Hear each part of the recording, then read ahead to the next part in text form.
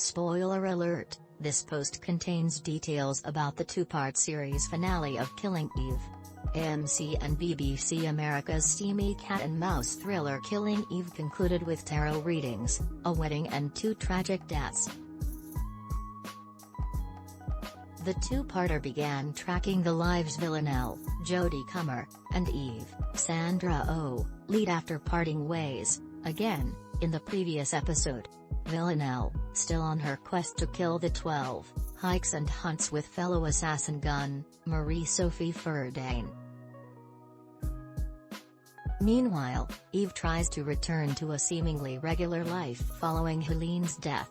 After a haunting karaoke session and chat with therapist Martin, Eve realizes that she isn't quite done trying to take down the 12. Meanwhile, Carolyn, Fiona Shaw, travels to Salzburg to meet up with Russian contact Vlad to figure out the 12's meeting place, turns out to be MI6's pub The Barn Swallow. After a concerning call from his daughter Irina, Konstantin, Kim Bodnia, tells Pam, Anjana Vasan, to have fun with her day. Back on the isolated Scotland island, Villanelle and Gunn share an intimate moment before the former shares her mission to kill the 12. Knowing that ridding the top dogs would jeopardize her way of life, Gunn begins hunting down Villanelle, until Eve arrives on the island. Before the first part ends, Konstantin tries to convince Pam to join him in leaving the 12, but instead becomes the victim of all the skills he's taught her. Unaware that former boss Hélène is dead, Pam takes a pizza slicer to Konstantin's throat.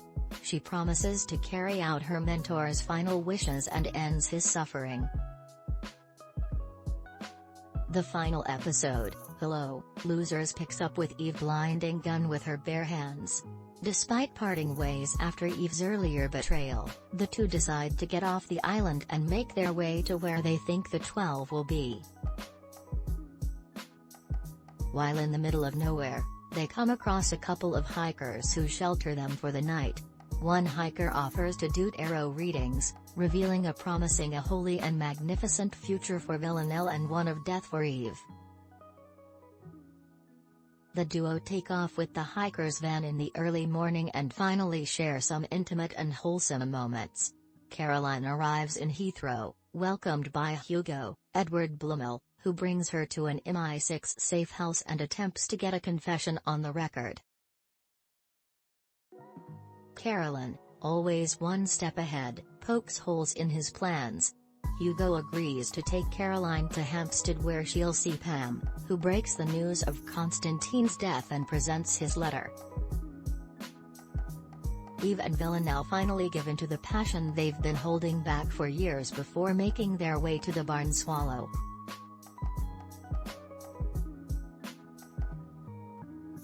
Carolyn, determined not to return to MI6 empty-handed, tells Pam that even loyalty is a dubious virtue, except when it's to me.